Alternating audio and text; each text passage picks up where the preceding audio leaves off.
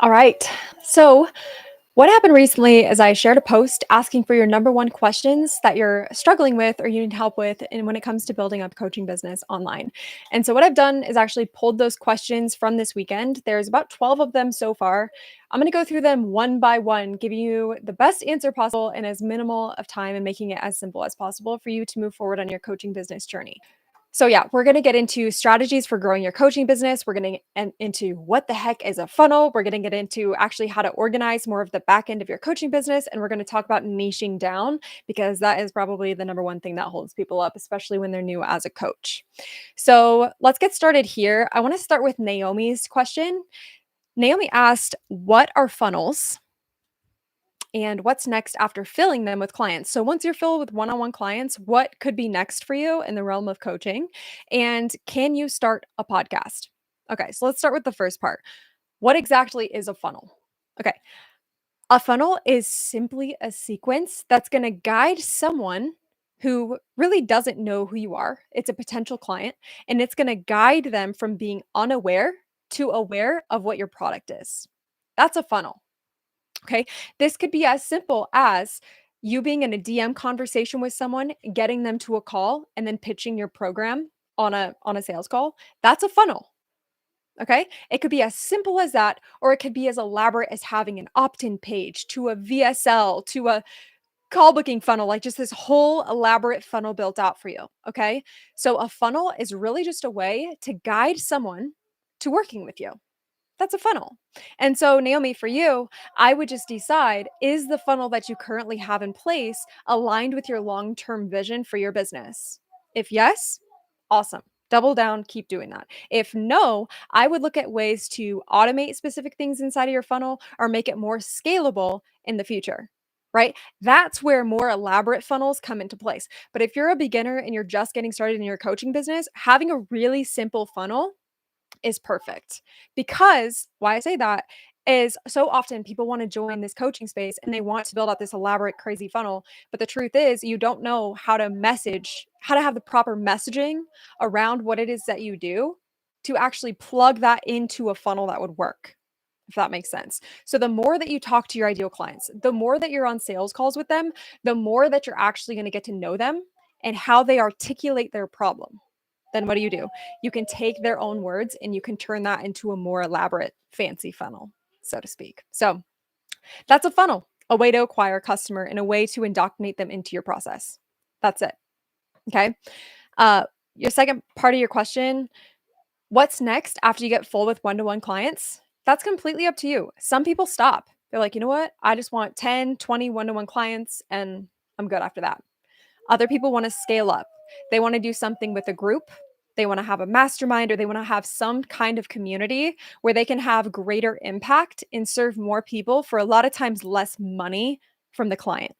That's a lot of the natural journey is like launching group, really. So that's next. And that would mean having probably either a more high level funnel, like what we just laid out, or it would look like hiring a few team members so that you don't spend as much of your time working and you can kind of free yourself from the things that you don't enjoy. So you could really just coach and create content. It's the second part. And then third, I can start a podcast. Let me show you something real quick. I might have to end my screen share. A more elaborate funnel. So, Naomi, what you probably have going on right here is you're driving traffic from social media to booking a call with you where you're making them an offer to your high ticket program, right? What you can start to do when you have at least one part of your funnel built out. This is my entire funnel system that I teach here on my YouTube channel. So, on my channel, we're going to teach every aspect of building this funnel out. So, when you're talking, hey, should best. It depends where you're at in your business, right? I would say if you've got enough one on one clients where you feel you can dedicate some time to launching a podcast, absolutely. That's where you can start turning up the traffic. Cool. So now Christy's question is, how can I stay organized with client information and work tasks? So, Christy, for you, when you're talking about organizing your back end, if you have content that you want to keep organized, if you have client information that you want to keep organized, then what you need to make sure that you do is set up a type of Asana or a Trello board where you can brain dump everything all in one place. So I'm going to give you a quick walkthrough of how exactly I do that. And then from here, I actually have a training that I'm going to create specifically for you, deep diving on this, how I would exactly set this up.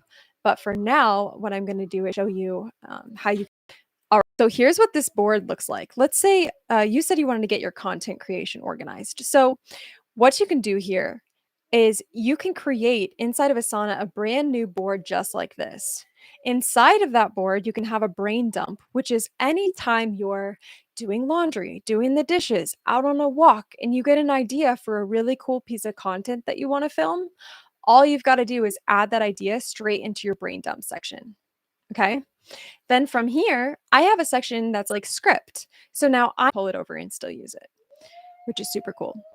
So you can just use Asana to organize your that actually has a list of your client names here. And it would have week 1, week 2, week 3, week 4, week 5. Keep it really crystal clear where someone's at in their job of working with you. Should I prioritize my current strategies or pay more attention to funnels? That's a really good question. If your current strategies are working, then totally keep doing what you're doing. And for you, Brennan, I specifically know that you're working on getting one-to-one clients right now. So if I were you, I would keep doing the strategies that are working until you're completely full with one-on-one clients. Then get really clear what is next for you in your business. Do you want to do group coaching? Are you looking to further expand your business? And how much of that do you want to be automated?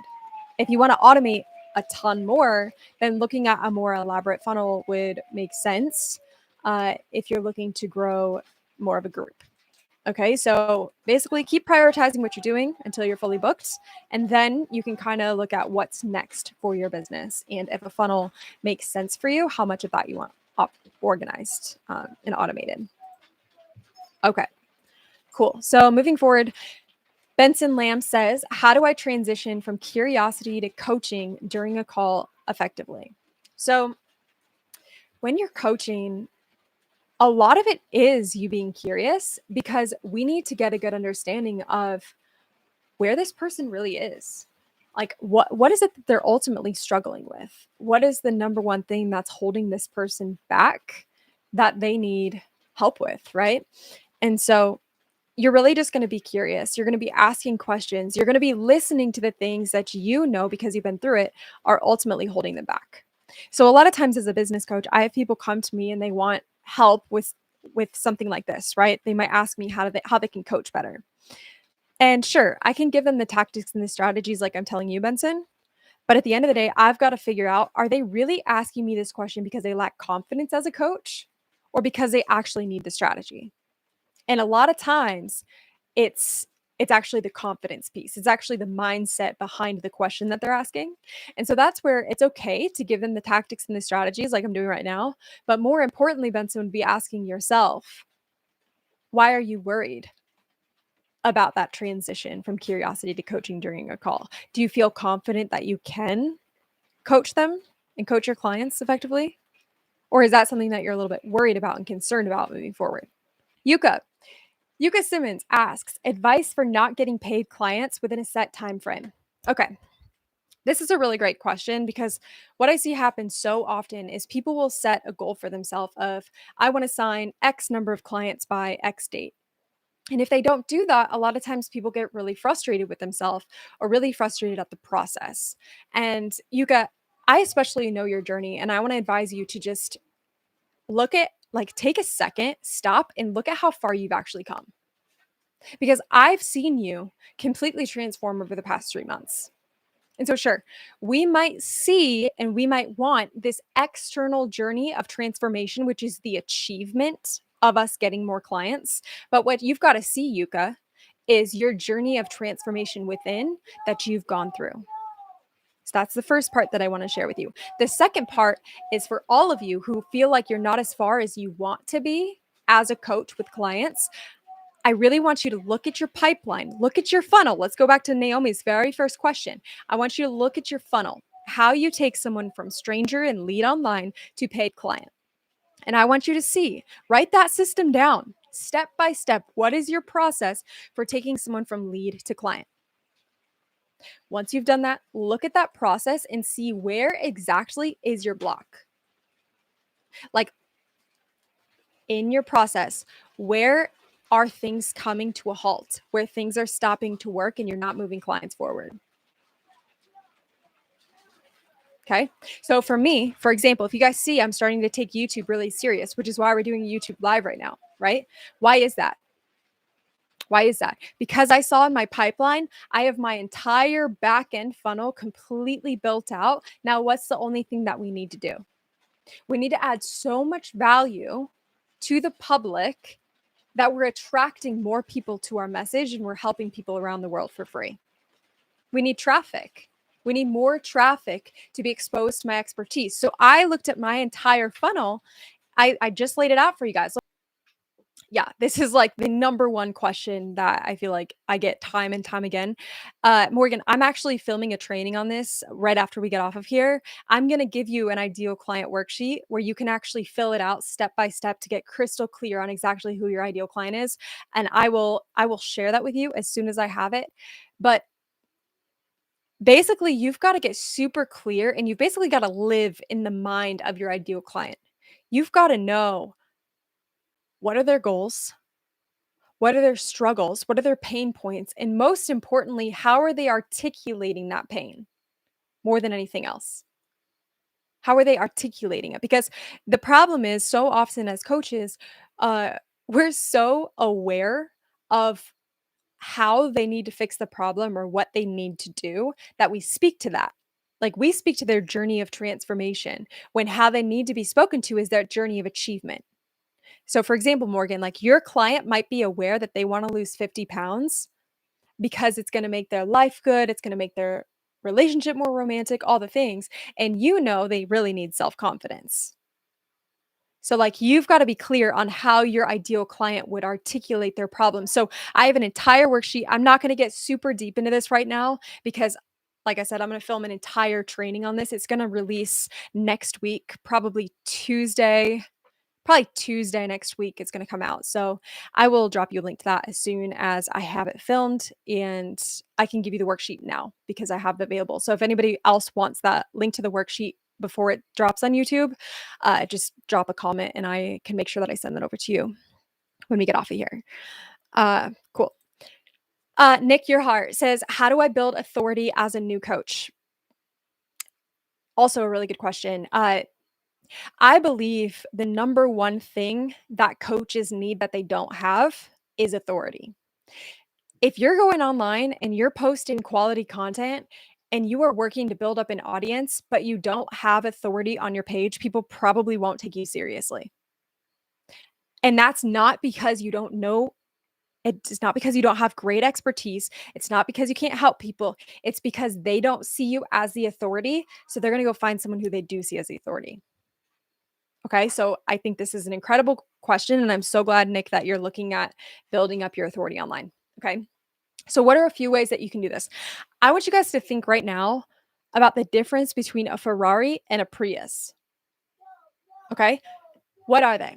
They're both vehicles, they both have an engine, they're both going to take you from point A to point B. It's just one of them costs as much as a house, and the other one you could probably buy with money that you have in your savings account. I don't know how much they are. Maybe 30 grand or something, where the other one is like 300 grand. And so, how is Ferrari able to charge that much more than the Prius? Like, actually think about this because the way that that brand has positioned themselves, firstly. Second, because you know that they've gone the extra mile in every inch, every detail of that vehicle is like, I mean, it is like thoroughly thought about. You know they're using the best quality materials. You know that they're putting the customer first. It's similar with a Louis Vuitton bag versus a Target bag. You guys, you've got to start to look at the way that these brands, okay? And so Nick, for you, it's starting to realize that when you're in the online space, it's all about how it appears. Okay? So you want to where do we have these abilities then? From our website to our social media to the content and the quality of what we put out into the world. All of these things are ways that we can actually build up our authority. And so, what you can do just very, very simply is do an audit of your profiles and ask yourself, is this on brand? And is this positioned and appearing like the Ferrari or the Prius? Because look, if you guys are going to be selling high ticket programs and you're going to be asking for $10,000, $15,000 to enroll a client into your program, then it's got to be looking like the Louis Vuitton. And you've got to provide value like the Louis Vuitton, not the Target bag. Right? And I mean that in the nicest way possible. Everybody, you guys all have the ability to do this, is what I'm saying. It's just you've got to go the extra mile, even if it's just you tune up what you're doing by 1% and try to get 1% better with everything that you do online. That's what I'm talking about. And so I believe the number one way to build authority is having valuable, high quality content on the internet that's going to attract the right people to you and your offer. Once again, which goes back to my funnel and why we're focusing on this now. Yeah. So, how you can build authority? Work on high quality content and make sure your profiles directly reflect the brand that you're feeling called to step into for yourself. That's how you build authority. Are referrals still a viable way to acquire customers, or should I adapt to new methods? It's a good question. I have a lot of people come to me and they say, Jamie, I feel like the best kept secret. My business relies on word of mouth and referrals, and I'm just like ready to take control of my growth. And so, are referrals a great way to grow your business? Yes. Is it going to be probably the simplest clients to sign? Yes. But the problem is, if you want to scale up your business, relying on referrals is not the best way to do that because you're not in control of your growth. You're waiting for somebody to connect with someone else who has a problem that they know you can solve. Excuse me. And so, absolutely, can you tell someone, hey, if you send me referrals, I'll give you 20% of the sale, or I'll give you $500 commission, or something like that? Absolutely. And should you work to build referral partners? Yes. Should you rely on it solely as a way to grow your business? No. No. You should have a way that you can take control of your growth, assuming that's what you want. Like for me, I would never rely solely on referrals because I have really large goals for my business, like mega traffic goals, right? And so for you, Marie, it's just asking yourself, what are your goals with your business? Are you okay getting X number of referrals per month or per year? And are you okay with that being as much as your business grows? Or are you looking to take more control of your growth? Once you decide the answer to that question, it'll be really clear if you should stick to referrals or adapt to new methods. Okay, that's all. He says, how do I effectively niche down my coaching focused amidst overwhelming ideas? Yeah. Number one question people give in coaching business, niching down freaks people out. I actually recently, I think it was last Sunday, launched a niche specific video for niching down in your coaching business that I would definitely recommend you check out. I'm going to film another based on this question. So that's going to come out next week as well. Uh, but really, when it comes to niching down, a lot of people overthink this. It is as simple as just getting clear on like what exactly what exactly can you help someone with, and more than that, like what do you want to help people with? That's it. It's that simple. And when you really just when you really just think about what niching down is, it's just packaging and positioning your offer in a way that your ideal clients understand it. And so when you're niching down, it's it doesn't need to be more complicated than that. I'm gonna leave it at that because I'm gonna film an entire video for you, that's all. But search on my channel, niche and niche overwhelm, and you will find it. And I'm gonna send it to you in a message and you can watch that video for now. And I'll send you the second follow-up to that once it releases in a week. Amber said, can you repeat what you said after high quality content? Yes, if I could remember it. Um, Okay, after high quality content, I would say it's tuning up your profiles. Okay, I think she's going back to Nick's question here. So, okay, if you're building authority as a new coach, we need to be able to look like the Ferrari that you are. Okay, so it's like right now you might feel like you have the engine of a Ferrari, but exterior, it might look like a Prius. So online, we need to make the shell look like the Ferrari that you are. What does that mean? Followers, community engagement, quality content, like lots of content that's going to attract your ideal customers, right? Those are a couple of the ways. But like if you look, I'm going to use Grant Cardone or Rob Dial as an example. If you go and you search them out online, you're going to be like, holy shit, they have so much authority. They have so much authority. Why do you say that though? That's what you need to figure out, Nick and Amber. You need to look, why does Rob Dial seem like the attractive character and have so much authority? Why does Grant Cardone have so much authority? Right? And if you just begin to notice that all of them, like Mel Robbins, why does she have authority? Tony Robbins, why does he have authority? When I think of authority, I think about somebody who speaks on stage. I think about somebody who has a ton of engagement, a ton of followers. They have a ton of valuable content that I can go and consume from them. Like think of Alex Hormozy. He's another great example. They are the authority in their space. Why? Just bullet out why that is, and you'll see the commonalities. That's now what you have to go and create. For so long, I actually had inside of my Asana board, it literally said Ferrari.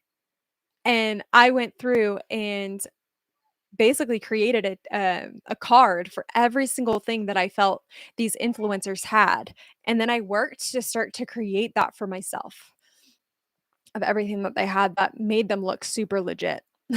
Still working on it, but yeah, that's a good place to start. Okay, cool. I think there's just two more here. Yeah.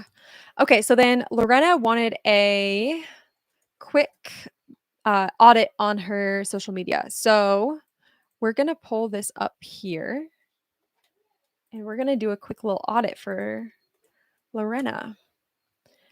That's like one of the most beautiful names, by the way. So Instagram audit and then how to price a high ticket coaching package. Okay. So Lorena, I think run to your place.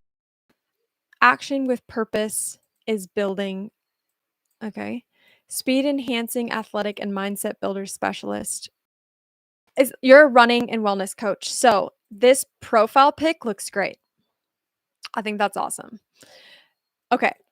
I think this though is like honestly really confusing to me, at least.